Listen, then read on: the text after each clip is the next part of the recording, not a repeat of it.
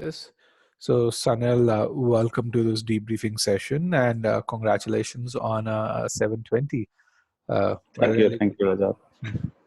So, let's talk about your GMAT journey. You said you thought about studying for the GMAT, or you started for the GMAT right out of college, and you spent about 1 month studying for the GMAT. So, Yes. so how was it? Let's talk about that, and then when did you resume your studies for the GMAT? Okay, right. So I started my GMAT journey right after I graduated. So there was a 1 month gap between the joining of my first company and the graduation date. Mm-hmm. So, but for that I did not schedule a date.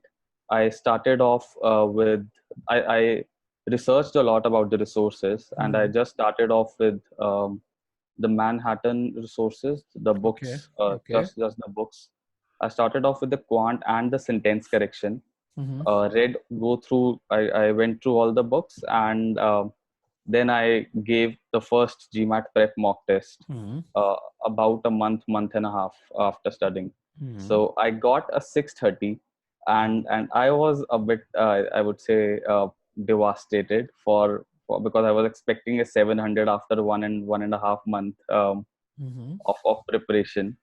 Okay. Um, and then I think my joining came. I joined the company, and it pretty much went in the air, all the preparation. And uh, so thereafter, I think just 1 hour, one year, I when I was working, Mm-hmm. I thought of giving the GMAT again. Mm-hmm. But this time, what I did was I scheduled my GMAT exam Mm-hmm. just when I decided to start preparing. Mm-hmm. But again, I think I did not have a complete structure of studying structure, which I believe is very important.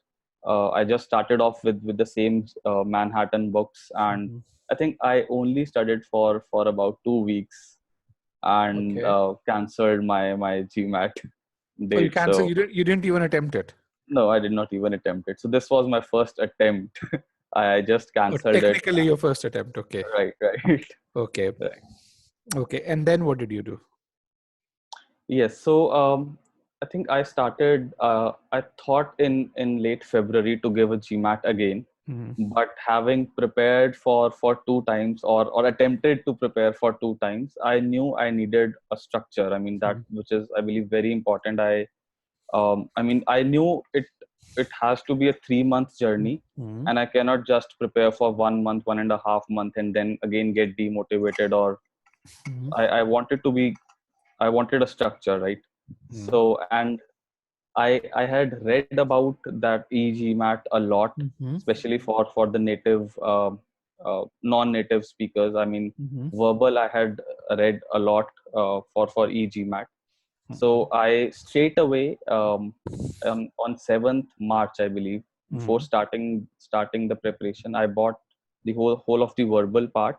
Mm-hmm. Um, and just 2 days after the verbal, I also bought the quant Okay. pack. So Okay. yes, that is when I started with the GMAT. Okay. So how was this? How did this give you structure compared to, you had all of these books available to you? So I think I knew what to start off with, but when it comes to books, so I'm not a very avid reader of books, and they pretty much bore me. But So I you think you you were a graduate of Thapar, so you must have been really good in studies in school.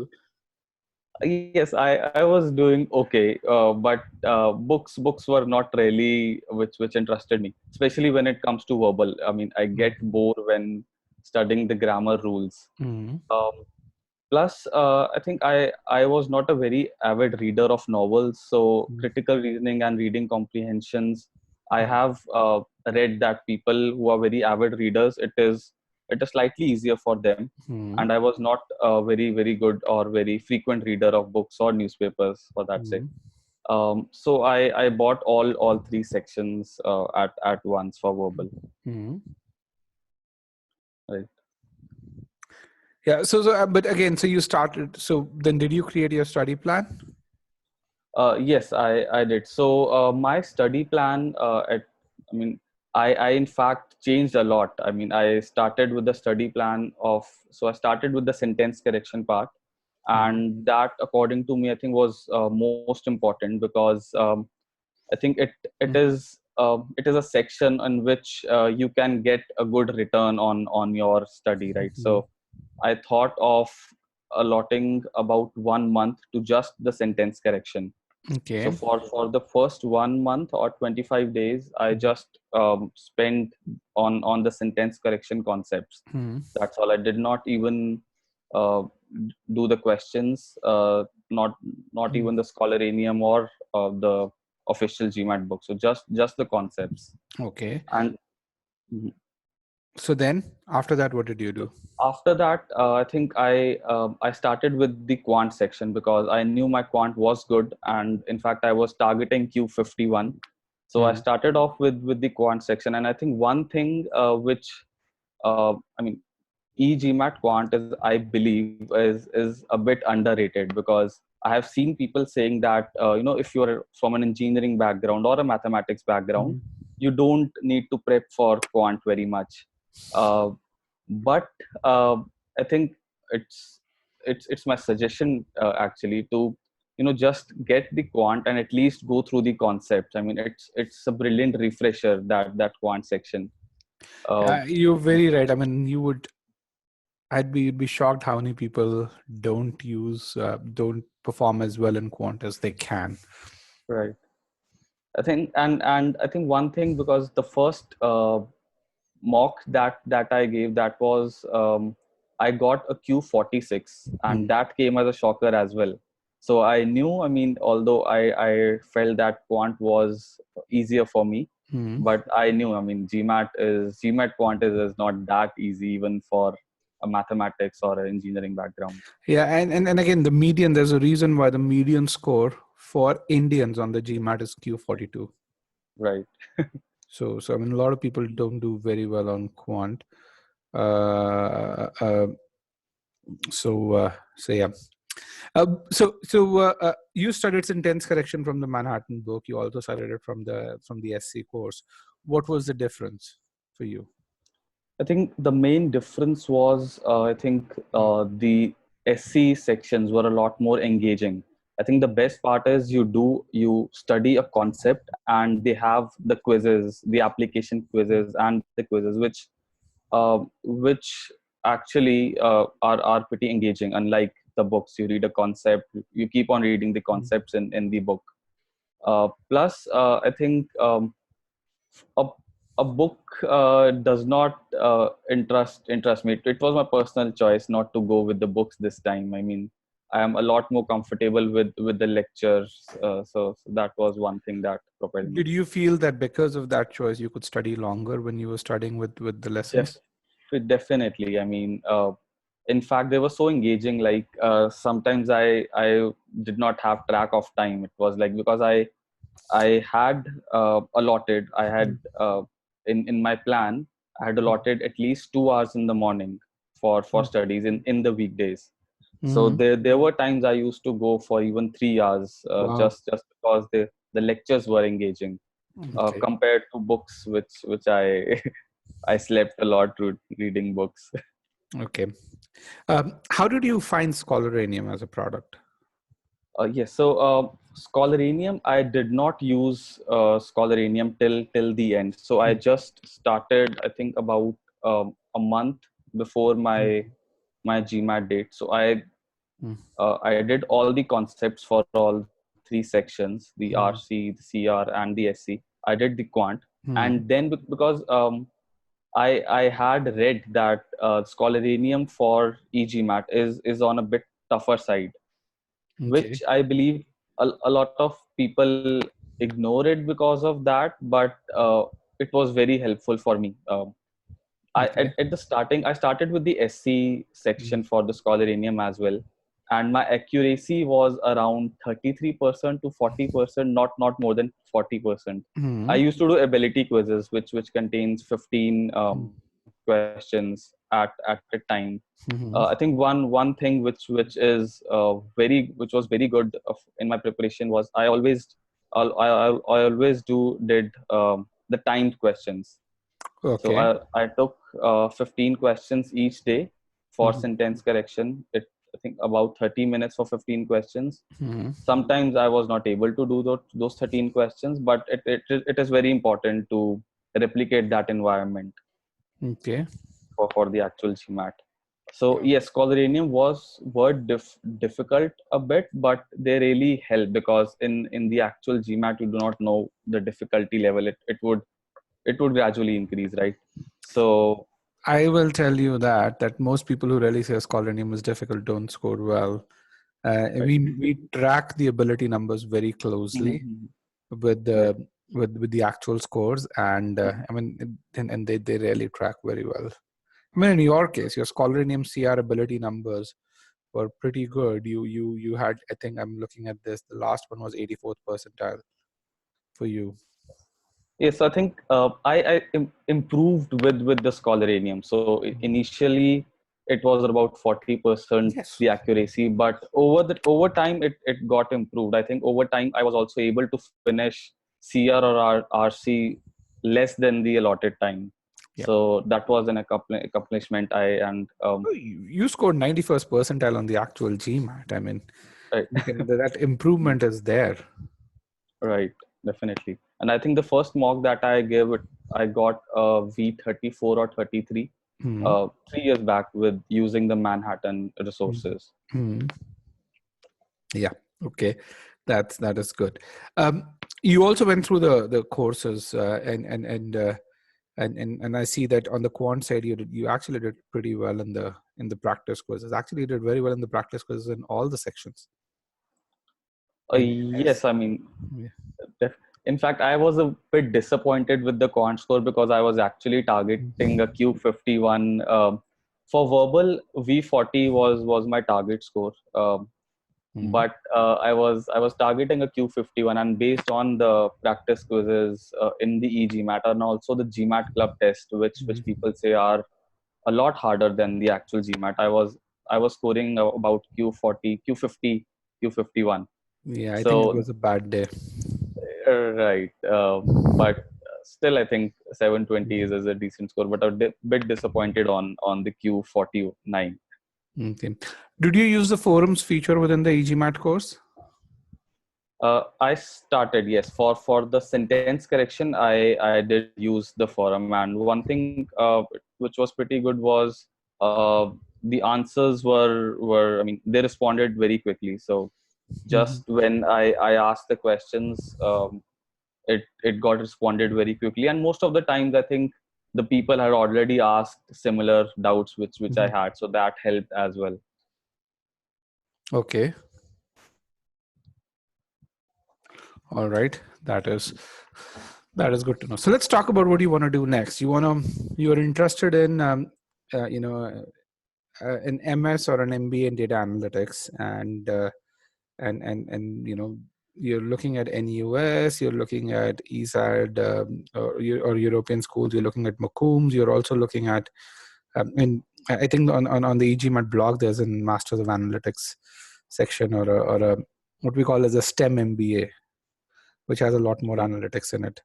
So, do you have a, first of all, which I see all of these schools, which ones, do you have a preference for them, or essentially? Yes, so I think my target school is NUS. So Okay. All right. yes, Okay. I That think, is and then I'll be targeting European schools, ESSEC and INSEAD. okay. Okay. Why that order of preference? So I think a lot has to do with the US visa structure currently. Okay. Plus, although a lot of people have tried to convince me that despite of the US visa structure, there are education-wise there are a lot. They have a lot better schools. Hmm. Um, but I think the European and NUS are more closer to home as well. So that That is is true. why. Yeah. Uh, Yes. that, mhm. So, and Singapore work visa, how easy or difficult is it? I think it's Currently, compared to US, it's a lot easier. Okay. Uh, Although the job prospects are less than what US has, but still, I think it visa wise it is easier. Okay. Okay. And even though a STEM MBA in the US gives you 3 years of work permit or right away. Right, but if you think of a long term plan, I still, I mean, in US it's still a bit shady. I mean, In what ways? Because I mean, you're really saying this primarily because of the visa. In what ways? right. So, I mean, after graduating, I know for STEM we have 3 years, and it gives three chances of applying for an H-1B. But I think post that, your fate really depends upon ultimately the lottery system on which the H-1B No, H-1B depends. no. I mean, during those 3 years, you will get an H1. That's Right. something that is there. Now, what do you think about the changes to H1 that have been happening? That has been happening. Honestly, I'm not that aware of the them. Okay. Do you know whether they're good for you or bad for you? No. Okay. Um, so over the last 3 years or 4 years, what has happened in the US visa system is that there've been a lot more rejections for H1. Hmm. You Right. understand that H1 is a lottery system, right? Yes. Right. So what used to happen, and which was a prevalent practice between 2010 and 2017, and probably a bit of 18, was that your classical companies, your Infosys, your TCSs, your Satyams, and in fact, Accenture and IBM to that degree, would flood the application process. Hmm. And because they would flood the application process, so even though there were 85,000 seats available, you would have about 300,000 applications for them. And the probability of an application by a TCS getting accepted was similar to the probability that an application by a Microsoft would get accepted. What Okay. has happened in 2019 is that the rejection rates. So first of all, there's been a huge reduction in the applications by Indian outsourcing companies. So wherein for 85,000 seats, there used to be 400,000 applications or 350K. Right now, that number is about 220K. The second thing is half of the applications by TCS and Satyam and all are pretty much rejected. Okay. Okay, but when you look at the rejection rates for companies that employ master's students and MBAs, so the IBMs, the Dells, and all of that, their rejection rate is about 1%. So Okay. for master's students, for MBA students, it actually is a pretty big thing because those are the kind of people that are getting to stay here a lot more. So that path to H1B with a STEM MBA is really actually for masters and MBA students has improved a lot since Trump has come. I did not know that.